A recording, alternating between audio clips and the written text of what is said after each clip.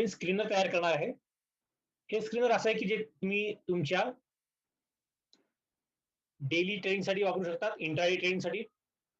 Same screener तुम्ही positional ट्रेडिंगसाठी वापरू शकता आणि सेम स्क्रीनर तुम्ही तुमच्या पोर्टफोलिओच्या सिलेक्शनसाठी सुद्धा वापरू शकता. याच्यामध्ये मी जे वापरणार आहे ते आहे indicator CCI, commodity channel index.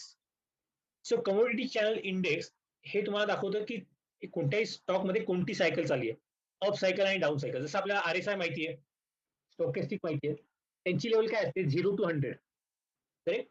पण इथे मात्र 100 प्लस आणि 100 मायनस ही त्याची नॉर्मल रेंज असते. असं म्हटलं जातं कोणताही स्टॉक नॉर्मली कमोडिटी चॅनल इंडेक्सच्या 100 आणि -100 या लेवलच्या मध्येच ट्रेड करतो.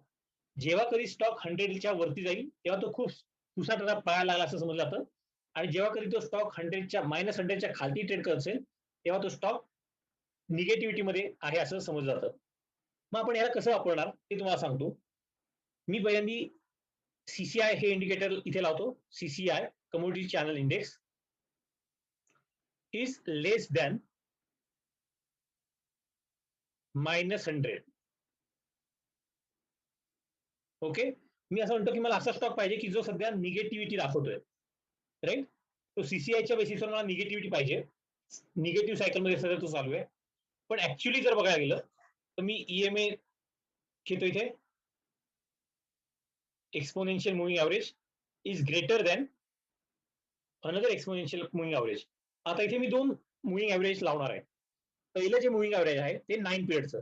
मी असं सांगतोय की हा स्टॉक जो पण मला फिल्टर आउट होऊन मिळणार आहे त्याच्यामध्ये अशी सिच्युएशन पाहिजे की तो स्टॉक EMA 9च्या वरती पाहिजे आणि EMA 34च्या वरती पाहिजे.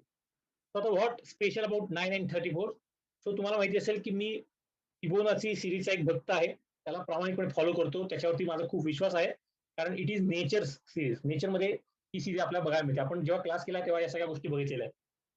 सो EMA 9 EMA 34च्या वरती आहे, आणि त्याचबरोबर EMA 34 जो आहे तो EMA 55च्या वरती आहे.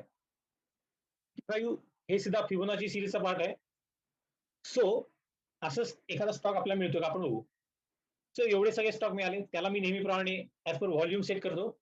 सो त्याच्यामध्ये पहिले जे 10 स्टॉक्स आहेत की ज्याच्यामध्ये 1 लाखाच्या वरती व्हॉल्यूम आहे, पहिले 7 स्टॉक, हे स्टॉक तुम्ही स्विंग ट्रेडिंगसाठी 100% घेऊ शकता. ओके. मग तिथे तुम्ही घेणार कसं, तर तिथे एक ट्रेंड लाईन ड्रॉ करा. ट्रेंड लाईन वरती जिथे पण तुम्हाला कुठे बाईंग सिग्नल मिळत असेल त्या ठिकाणी तुम्ही त्या स्टॉकला होल्ड करा. इंडिया ग्लायकोज हा स्टॉक बऱ्याचदा वेगवेगळ्या वर्षातनं एकदा तरी आपल्याला मल्टीबॅगर स्टॉक म्हणून सापडतो. तुम्ही जर इथे बघितलं 9th नंबरला इंडिया ग्लायकोज पुन्हा एकदा आलाय, त्याचा व्हॉल्यूम अजून वाढलेला नाही. So may be this is a good opportunity, tube investment चांगला स्टॉक आहे. सो ह्या सगळ्या स्टॉकवरती तुम्ही लक्ष ठेवा. असं स्क्रीनर तुम्ही स्वतः तयार करा. ओके. आणि ह्या स्क्रीनरला तुम्ही इंटरडे मध्ये कन्वर्ट करू शकता की लेटेस्टच्या ऐवजी 15 मिनिट. सो इंटरडेचे कोणते स्टॉक्स असतील ते तुम्हाला ते बघायला मिळेल. सो सगळीकडे मी 15 मिनिट एक करतोय. सो याच्यात तुम्हाला एक आयडिया अशी पण करता येईल की डेली बेसिसवरती स्टॉक सिलेक्ट करायचे, आणि इंट्राडे मध्ये जेव्हा सेम स्टॉक तुम्हाला ह्या फिल्टरनुसार तुम्हाला एंट्री देईल तेव्हा त्याच्यात तुम्ही एंट्री घ्यायची. राईट. सो आपल्या जे प्रिव्हियस लिस्टमध्ये स्टॉक मिळाले होते त्याच्यातला जर एखादा स्टॉक तुम्हाला इथे मिळाला 15 मिनिटाला उद्याला, तर तुम्ही त्याच्यात बाय करणार. सो आज आपण इथे थांबू, पुन्हा भेटू पुढच्या विकली मीटिंगला.